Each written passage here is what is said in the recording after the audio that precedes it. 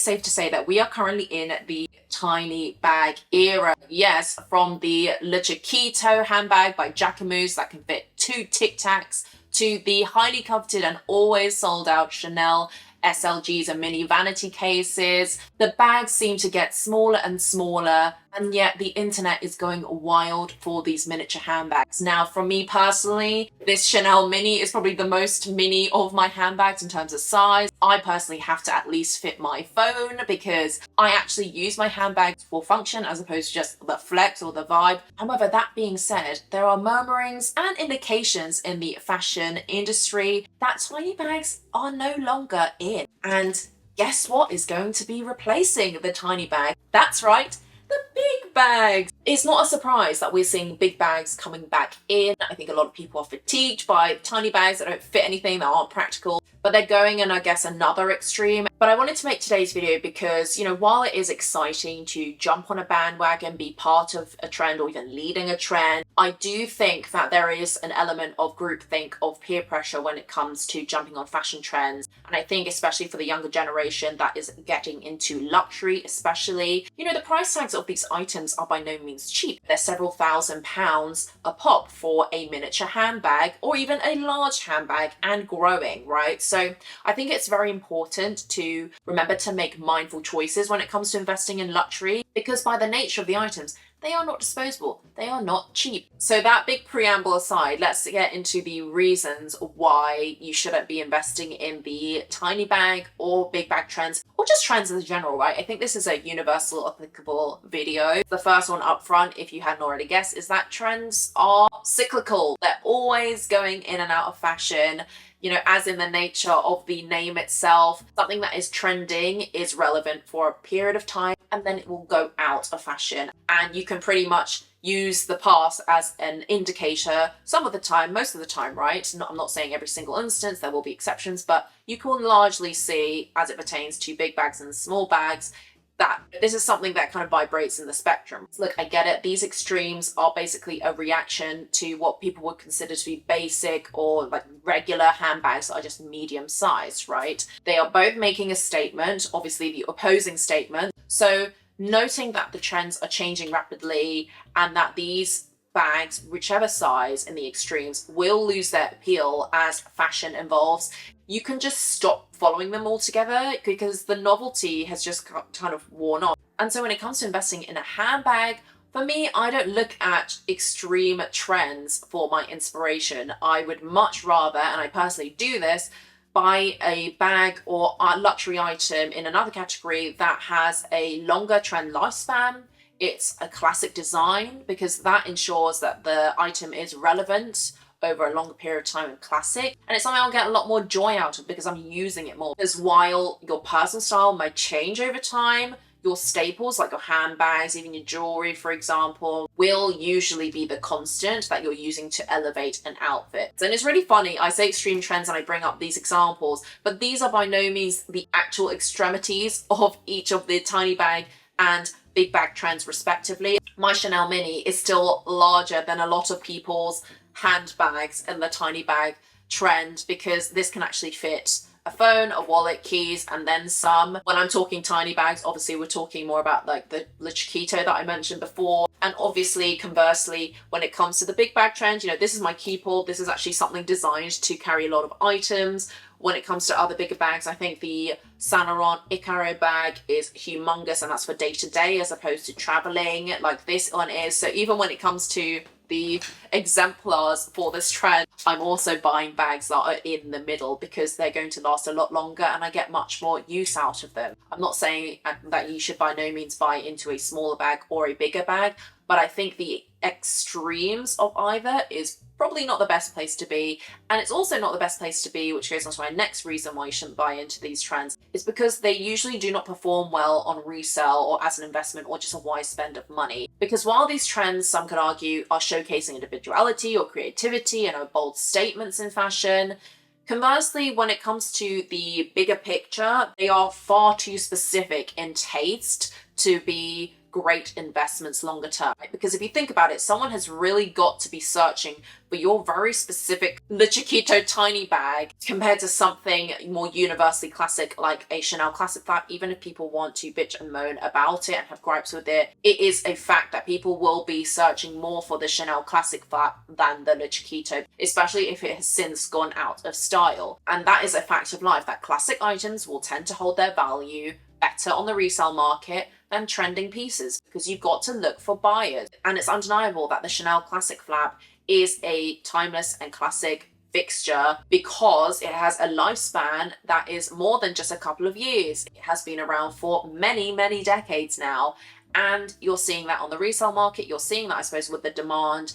And also you're seeing that with the fact that even with price increases, people will still flock to Chanel and even the likes of Hermes, etc. because of this very fact. So hate it or love it, these bags that are classic, that are timeless, that are elegant, they consistently hold their value. Bags that look comically small or stupidly big, they're really going to be a very particular person's taste and style. With that regard, you are not going to necessarily get your money back on an item, because if an item is no longer relevant or it needs a very specific niche audience that you're targeting, by the nature, the demand will be lower, the prices will be a lot lower as well. Now moving on to my next reason why you shouldn't buy into the tiny bag or big bag trend is that dependent on your frame, these items can look comical. And your handbag is not necessarily going to be completely the focal point of your outfit. It should also complement the existing look that you have going on, right? So depending on your frame and your physique, a tiny bag could look really nice and cute on you, or it could make you look really, really big. And conversely, with the big bags, that can drown you out potentially, can make you look really, really short. Especially if you're petite, they may drown you out. They just look a bit overwhelming as well. They may detract a lot more attention away from your outfit. And of course, I'm not saying by any means that there are not exceptions to these rules,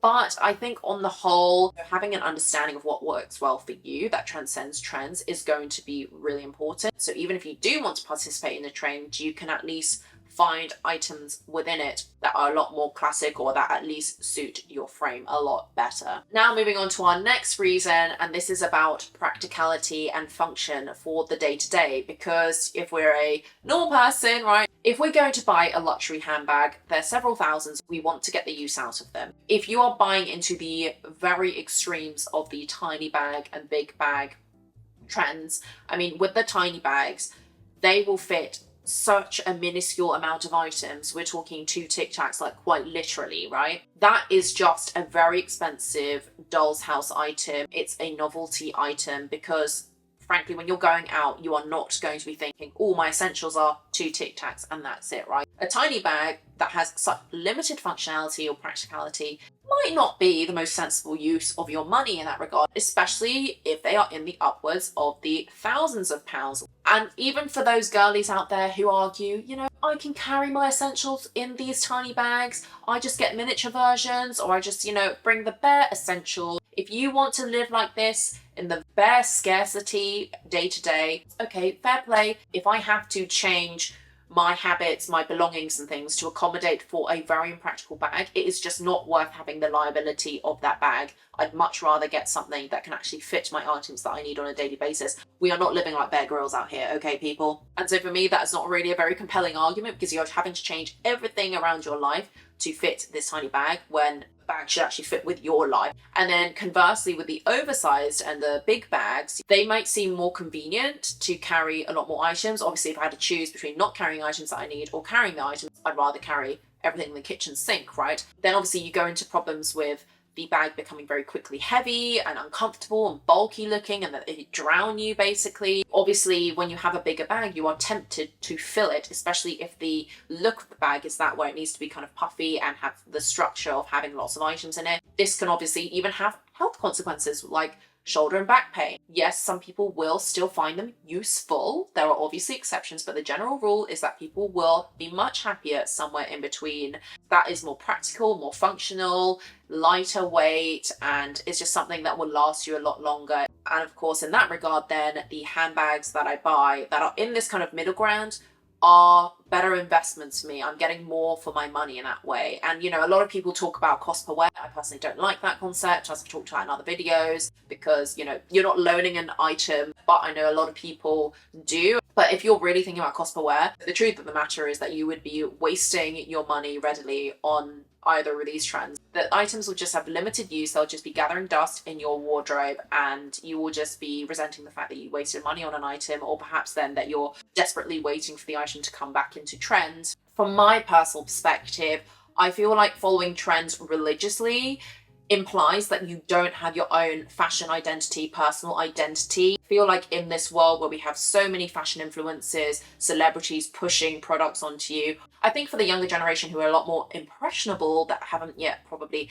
established their sense of style, they're always being distracted by this next shiny thing, which is a new trend, and not actually investing into pieces that are more classic or that will last them a long time, that they truly and authentically like because they figured out their personal style. And investing into items that are going to last me not just a couple of years as the trend is staying, but into the decades, I feel like that is where my style has finally settled. And I see a lot of people in the fashion industry end up at that same conclusion. Everybody at some point, after they've had their fun with their Jacquemus, their Bottegas, they start settling at a Chanel or an Hermes in particular.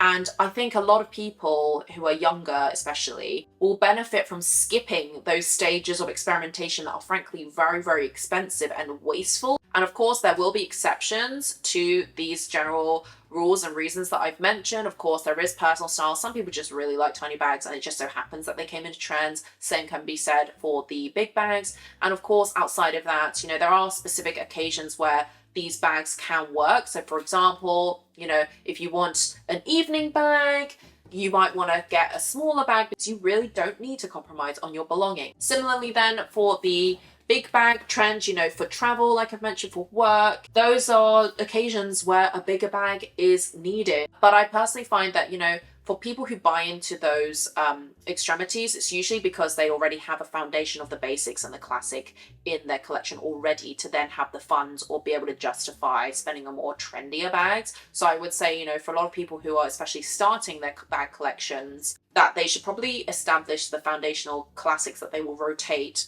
and that will be relevant for many years, if not decades, to come. Find a bag that is classic in shape, that has been around for many, many years. Not necessarily the brand, but at least the kind of look and feel of the bag is one that is classic. And then once you've established those foundational items and you have a better sense of your style, then you can start investing in, I suppose, more trendy driven bags if you have the funds and if you have the desire and if they actually authentically fit your style. Because the worst thing that can happen is that you spend your already limited, potentially disposable income based on the economy that we are living in on items that will inherently lose money or just be relevant for 10 seconds. Especially later on in life, I think people just realize the importance of investing longer term and making informed choices. And, you know, there is a lot more value in the financial and I suppose in the kind of inherent value as well, the intangible value of classic and practical and therefore versatile items. I think it's so tempting, especially in an online connected world like we are, where trends are being pumped out literally by the second. But I think this is just a video out there to give people the grace to kind of step back, feel like they don't need to play part of this game. It's expensive to play, and frankly, there is no real reward, right? Fashion is all about having your personal style, and yes, we can be inspired by trends, but we should not feel like we need to blindly follow them just because that's what is relevant. Because sometimes things that are in many years later, we look back and we think, what the hell was that about? Cue Y2K fashion, okay? In retrospect, things are a lot clearer, but I think from my own personal experience, I found being somewhere in the middle of a tiny bag and a big bag is better to be. But that all being said, I will leave this video right here. Thank you as always for watching, and I'll catch you in the next one.